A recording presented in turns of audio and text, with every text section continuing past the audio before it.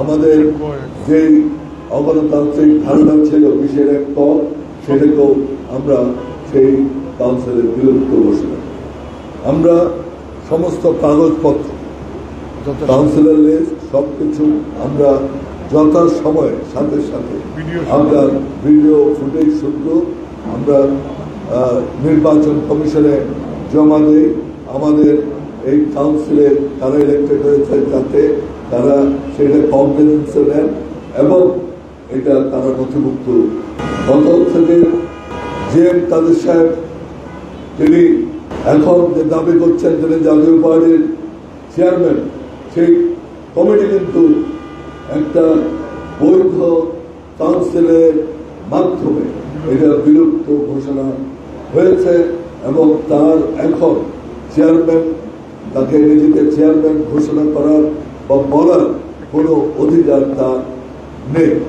এবং অন্যান্য যারা পার্টি করেছেন তারা 12 নম্বর যে নিবন্ধনে 12 নম্বর নিবন্ধকৃত যে পার্টি লাঙ্গল যেটার প্রতীক, সেই প্রতীকের অন্য কেউ কোনো কাউন্সিল কখনো করেন না। আমরাই একমাত্র কাউন্সিল করেছি, আমরা কাউন্সিল করেছি এবং গঠনতন্ত্র এবং আমাদের কোর্টের যে অর্ডার ছিল সেই অর্ডারের মাধ্যমে কিন্তু আমরা কাজগুলো করেছি। সুতরাং সম্পূর্ণ বৈধভাবে আমরা একটা কমিটি করেছি।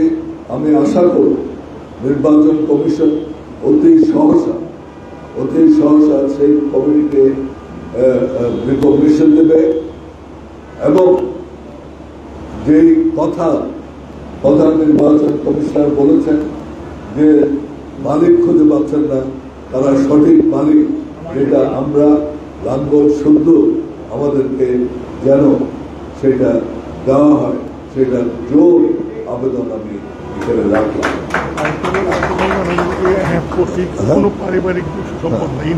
আর একটা জিনিস প্রায় অনেক সময় শুনে জিএম কাদের সাহেব তিনি বলেন তিনি ইরশাদ সাহেবের ভাই, সেই হিসাবে তিনি প্রতীক কারো ব্যক্তিগত জিনিস, প্রতীক কোন পরিবারের জিনিস, প্রতীক হচ্ছে দলের। এবং এটা কোন দলের? 12 নম্বর যে নিবন্ধনকৃত যে দল, সেই দলের প্রতীক হচ্ছে লাঙ্গল।